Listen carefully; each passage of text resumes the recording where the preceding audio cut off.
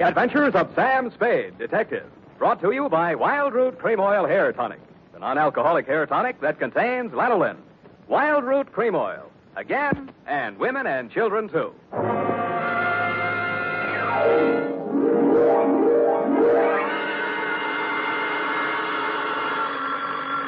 Sam Spade Detective Agency. Me, sweetheart. Oh, Sam! It must be telepathy. I was just thinking of you. You know, sometimes I think I can tell what you're thinking. That's an invasion of my privacy. Oh, when two people are as close as you and I think that often you can almost read one another's minds. Well, you may be right. I can see what you're doing all the way from here. What? Put those paper clips back where you found them. Oh, certainly, Sam. Own up, Eph. You purloined pencils, absconded with erasers, pilfered stationery, filched stamps for your personal use. I only write to Mother when there's nothing else to do around the office. Besides making unit phone calls and charging them to me, you've tapped the petty cash drawer for lunch money. Sam! And you've been filling your pen with company ink. I didn't think you'd mind, Sam. I'll pay it all back. But I have a big heart and boundless compassion. Stay where you are, sweetheart. I'll be down on my unlimited generosity with your back salary. Really, Sam? And 2 tickets for us to go to the fights tonight, and dinner. And last, but by no means least, my stirring and vivid report on the Prodigal Daughter caper.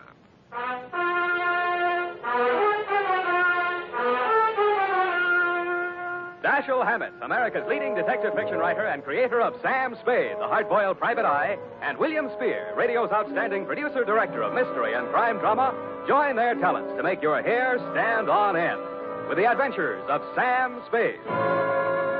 Presented by the makers of Wild Root Cream Oil for the hair. Here's a smart resolution to make. First day back on the job after your summer vacation. From now on, every single day, I'm going to pay special attention to the way I look. I'm going to use Wild Root Cream Oil Hair Tonic. Yes, folks, smart's the word for that resolution, for Wild Root Cream Oil grooms your hair neatly and naturally, relieves dryness, and removes loose dandruff. It helps give you that successful look that's so important to getting ahead. So, if you've never tried Wild Root Cream Oil, get the 25-cent get-acquainted bottle. Wild Root Cream Oil Hair Tonic. Again and again, the choice of men and women and children, too. And now, with Howard Duff starring as Spade, Wild Root brings to the air the greatest private detective of them all in the adventures of Sam Spade.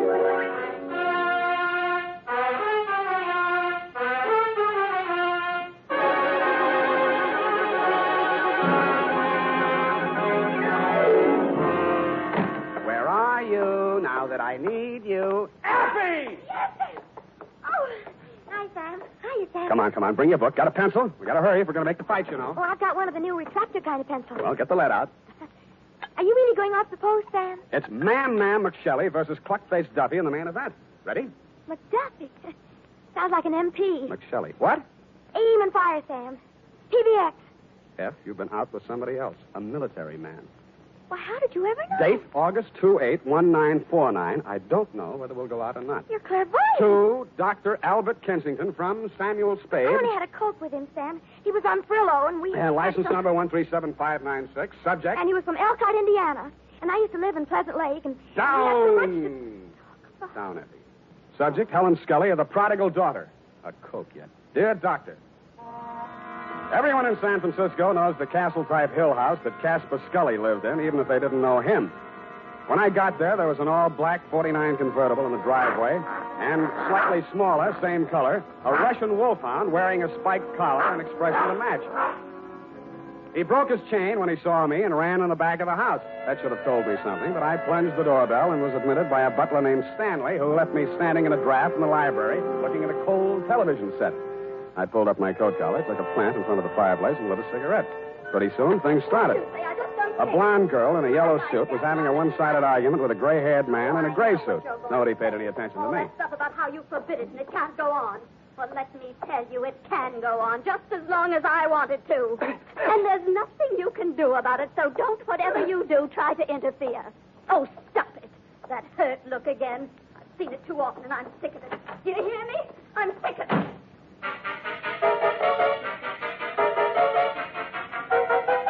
He looked mad, but he didn't say anything. I saw them walk around the garden once, shake fists at each other, and finally part. He disappeared up a narrow stairway, and she came storming back through the library. Who are you? How do you do? Who are you? Sam Spade. What are you doing here? Waiting to talk to Mr. Scully. Well, I just talked to him, and he isn't very nice. Let me tell you that. Yes, He's but a nasty, stubborn, bull-headed old man, and you won't like him. Yes, but Nobody likes him. Go back where you came from, whatever your name is. I'm the nicest person you'll meet around this place. Yes, but... Don't wait around. Oh, goodbye. But I did wait around, Dr. Kensington, and I did talk to Mr. Scully when you came in the room with him, only Mr. Scully did not talk to me. He glared at me through black, smoldering eyes, sniffed the air, frowned at my cigarette. I frowned back. Mr. Spade, I'm Dr. Kensington. I wrote you the letter. This is Mr. Scully. Oh, please, the cigarette. Mr. Scully suffered a severe accident many years ago that affected his throat and his respiratory tract. The smoke. Oh, of course, I understand, Doctor. Sorry, Mr. Scully, Yes, thank you, Spade. This is not generally known, but the unfortunate accident in the chemical plant also robbed Mr. Scully of his vocal power. I see.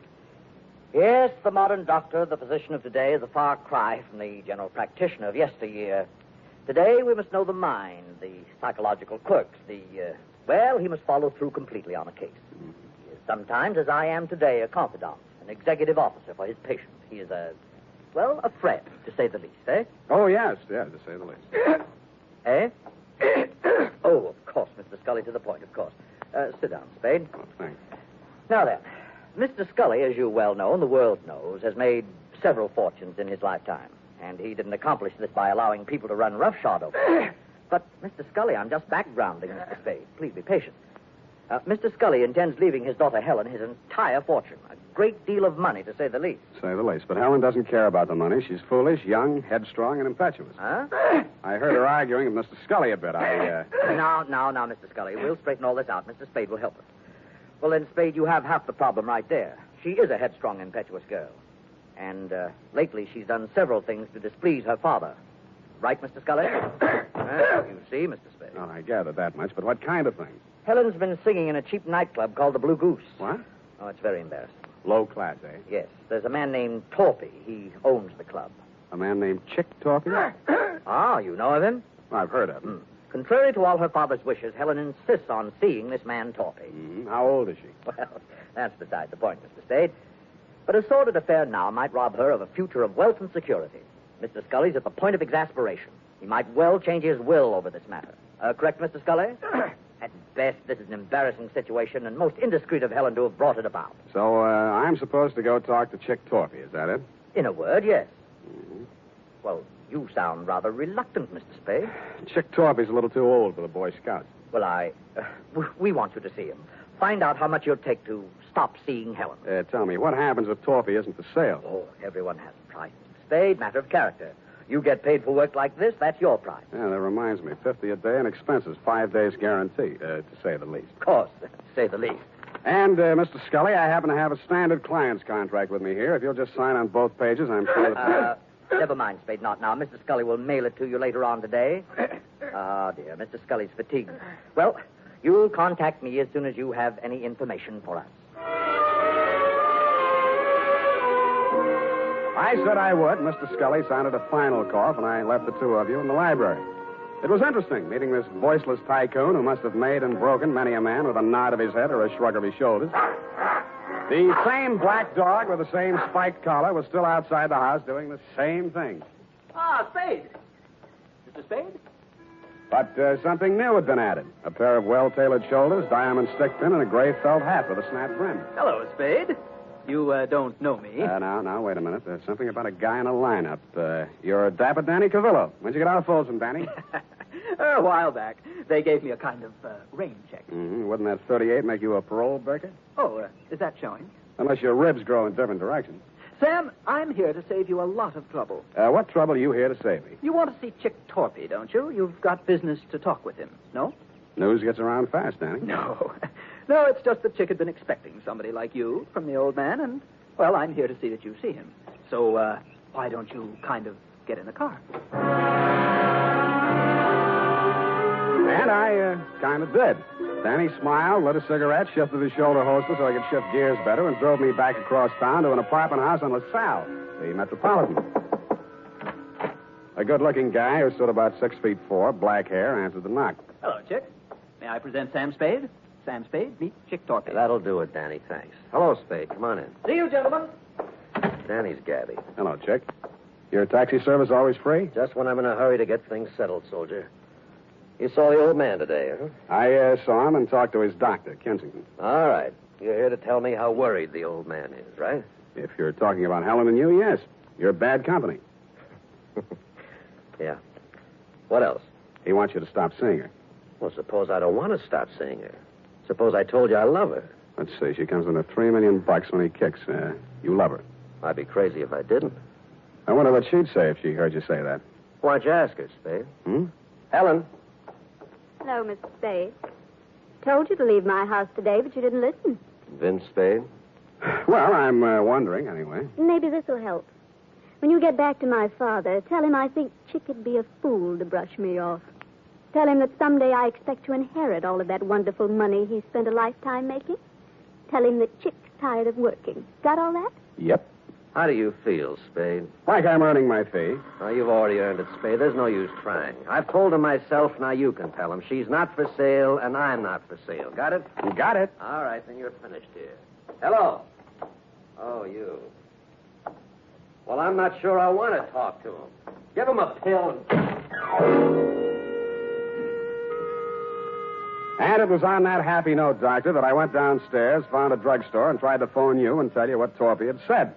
Your line was busy, and while I was waiting for it to get unbusy, I spotted Chick Torpy out in front. He looked madder than when I'd left him, and there was a bulge in his coat that hadn't been there before.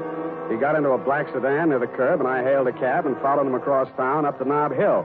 A half a block from the Scully residence, I left my taxi and took the rest on foot. He was still a couple of 100 feet ahead of me as he disappeared into the garden entrance. I heard a cry for help, and then Chick was standing over something on the ground. When he saw me, he streaked for a break in the hedge. I stopped long enough to have a look at the body he'd left. My client. He still had gray hair, and he was still wearing the gray suit, but half his face had been shot away.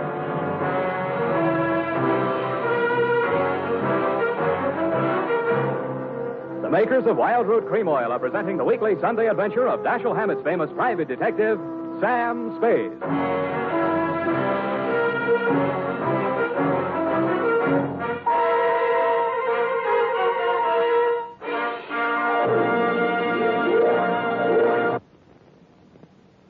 Remember, non-alcoholic Wild Root Cream Oil contains lanolin.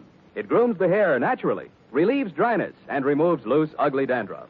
So if you want your hair to be more attractive than ever before, get the generous new 25-cent size of Wild Root Cream Oil, America's leading hair tonic, on sale at all drug and toilet goods counters.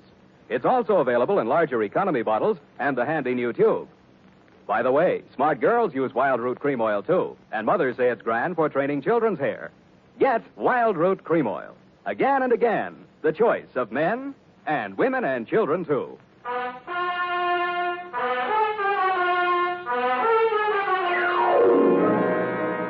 And now, back to the Prodigal Daughter caper. Tonight's adventure with Sam Spade.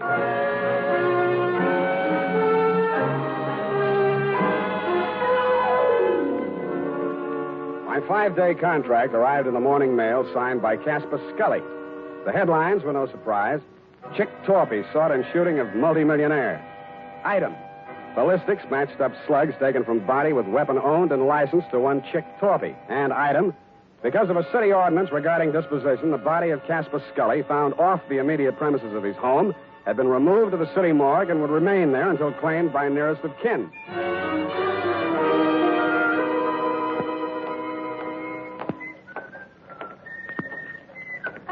Hey, Sammy, my boy. It's good to look on you. Hello, Maxie. What brings you, Sam? Scully stiff. Oh, yeah. Checked him back in. Autopsy. Were you in with this, Sam? Do you know Scully? Just met him yesterday. Like I say to you before, you do collect queer ones, eh, Sam? Oh, such a mess. Woo-hoo, such a mess. Yeah, I know. I found him. They tell me he has to be claimed. City ordinance, Sam. Nearest of kin. It would be his daughter, Helen. She called or anything? No, not yet. But to get back to him, a real queer one. Maybe the tops this season. How so? Barbarianism, Sam. That's what it is. The world is moving backwards. You can get deader than dead. Huh? You'd think the slugs in his chest would be enough, but no. 4 also in the head, too. Kill him twice. Say it again, Maxie. You mean that... Twice, Sammy. In the chest, maybe 20 to 30 hours ago. In the head, maybe 12 hours later. You see what I mean? I saw what he meant. I didn't like what I saw, but things did begin to make some sense. From the morgue, I phoned the Chronicle office, confirmed that Scully did suffer from a throat ailment, was publicity shy, was never interviewed or photographed for that reason. I asked them if they had a specimen of his handwriting by any chance, and they did. I had it sent to me by special messenger, and the signature, compared to the one on my 5-day contract with Mr. Scully, made interesting reading. But what was even more interesting was the DOA Maxie was ushering in. As I was saying, Sam, it's awful the way these homicides are turning up nowadays. In gray suits, it's fashionable now. Hey. What's the matter, Sam? You know him? Yeah, I know. And what's it say? The toe tag says unidentified, accidental drowning. Found off Pier 14, time 8:15 this a.m. Accidental drowning. You don't think so? Why do you think he's dead? I think he's dead because he didn't cough when the doctor asked him to. I left Maxie to his newest customer and looked up the police officer who had found the unidentified man. All they had on him was New York clothing labels and a silver identification bracelet with name Julio engraved on it between two small indentations of the comedy, tragedy, drama masks. It wasn't much, but it took me to a theater on Post Street featuring a special company of Spanish actors on tour. I am the manager of the company. What is it, please? I'm sorry to trouble you. I'm trying to locate a certain man. I have good reason to believe he's with your company. We are a small group. His name, please? One name might be Julio. Oh, Julio C. de Vaca. He's... Gray-haired, medium build? You are from the police? No. If you are looking for Julio C. de Vaca, why are you not from the police? 2 days ago, Julio, who does not speak any English, is asked of all things to appear on the television program. Mm-hmm. Here is his line. I am proud. But yesterday morning, a man on the telephone, they speak, and Julio goes out with no words. I, too, am looking for him. He missed his performance the afternoon. I see. He drinks too much sometimes, I know, and he missed the evening. Where he is, this I do not know. But if you find him... I have found him. You have found? Does he have a wife? I am the Senora Cedevaca. What is it, senor? What has happened to my husband? You'd better get your coat, Mrs. Cedevaca.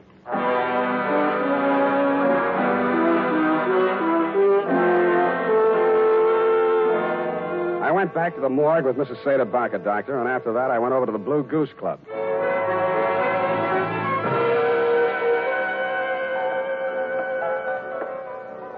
How are you, Spade? Tired, Danny boy, tired. Well, come on in and relax. Nice place. You run it for Chick? When he's away. Seen Chick lately?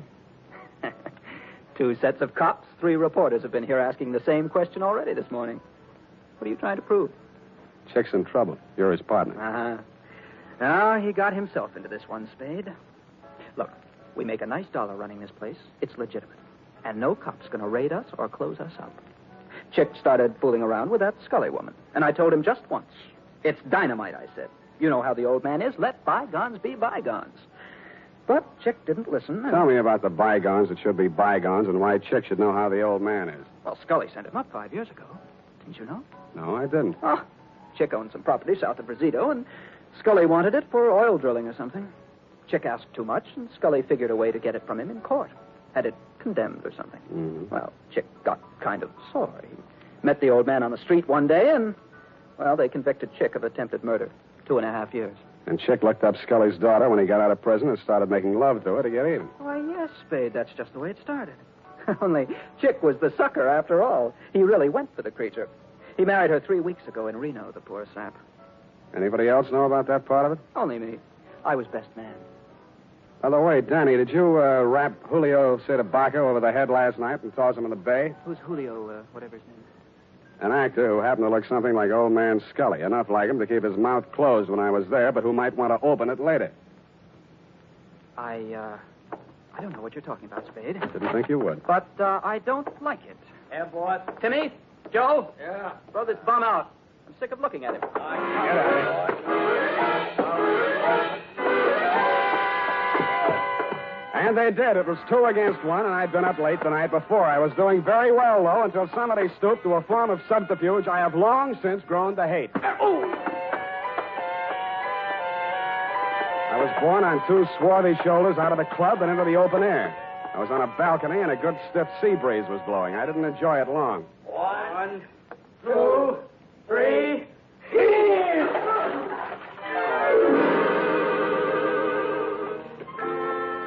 The water was cold but refreshing, and I managed to swim the 5 feet to shore. And that was my limit. I hung onto a slippery piling which supported the Blue Goose above me and partially hid the antechamber in front of me. It had been a wine cellar once and a loading dock, I suspected, during Prohibition. This time it was a hideout. Keep your hands up, Spade. Close the door. Chick, please. Keep out of this, Helen.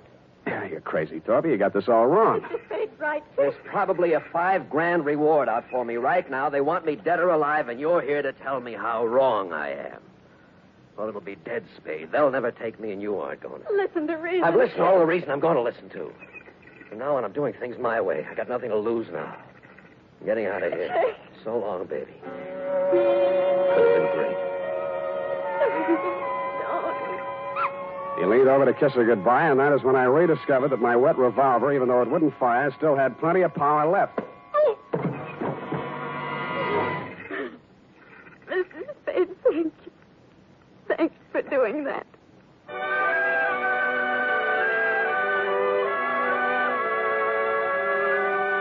As you know, Doctor, I turned Chick Torpy over to the police along with Danny Cavillo and took Helen Scully home.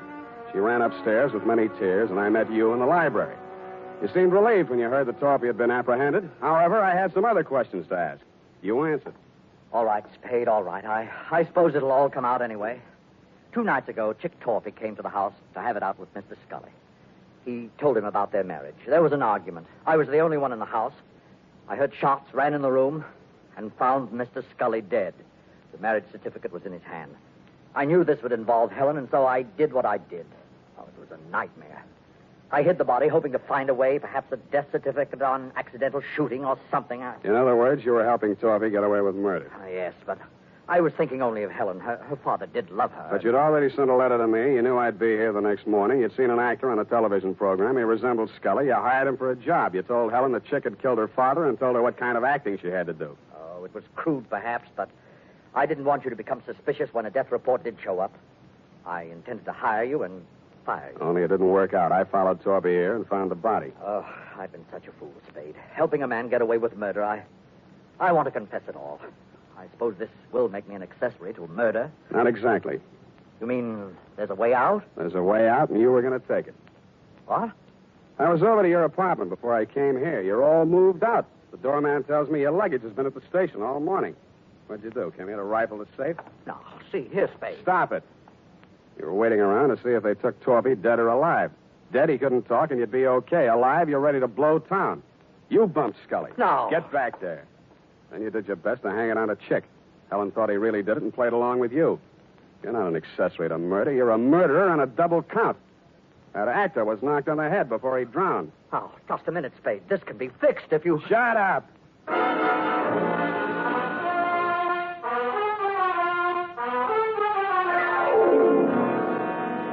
Period. End of report. Sam, I don't understand. What, Angel? I don't understand, Sam. What? Well, you say you turned Chick Torpy over to the police, yet Dr. Kensington was the murderer. A formality, F. He will be released and cleared in short order. Anything else? Well, yes. What about Danny Corvillo? An innocent bystander. But he had you beat up and knocked on the head. And he has already made amends with those tickets for the fights. But No more questions, F. Type this up and I'll give you the happy ending.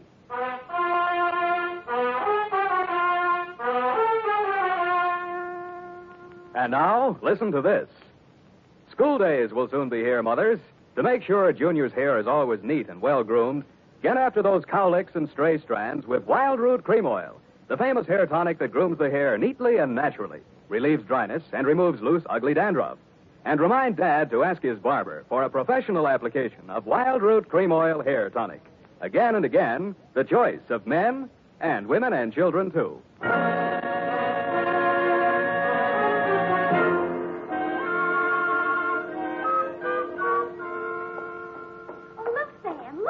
What is it? Look, Sam, look. What is it? Look, Sam, look. All right, I shall rephrase the question. What? Oh, I see. You mean the magazine Look, huh? They said an advance copy. It's not even out till next Tuesday. What's it doing here? Oh, look at them. CDs. Who? Who are these people here? That's Sam Spade. What? On the radio. You know, Howard Duff. He plays you on the radio. Howard Duff. Why don't I play it on the radio? You're not the type, I guess. Yeah, look here. Sam Spade dictating to Effie. Hey, she's not bad, not bad. Oh, really? That actressy, I thought. What is it? Levine Tuttle. Levine. The name is so actressy. As Bill Spear, Spade producer, gives final instructions. Look at him. He has 9 o'clock shadow. Well, come on, let's get out of here. Go to the fights. Oh, Sam. Then I can't say it. Say what? Well, if you're taking me to the fights, I can't very well leave and say goodnight, Sam, can I? Well, you can try. It's expected, All right. Good night, Sam. Grins. Good night, sweetheart.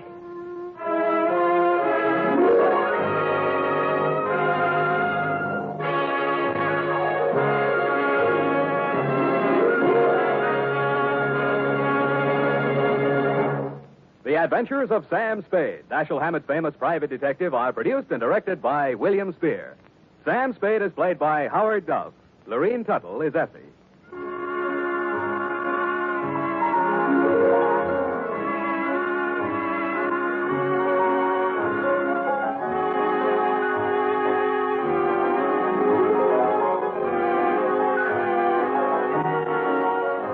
Tonight's adventure with Sam Spade was written for radio by E. Jack Newman. Musical direction by Lud Gluskin, with score composed by Pierre and Renee Garrigang. Join us again next Sunday when author Dashiell Hammett and producer William Spear join forces for another adventure with Sam Spade.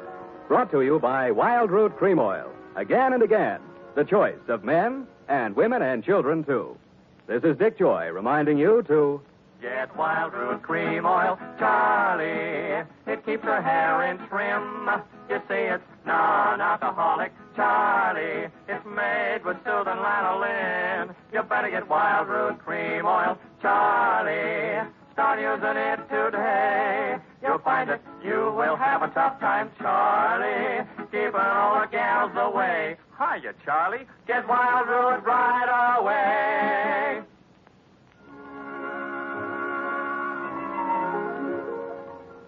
This is CBS, the Columbia Broadcasting System.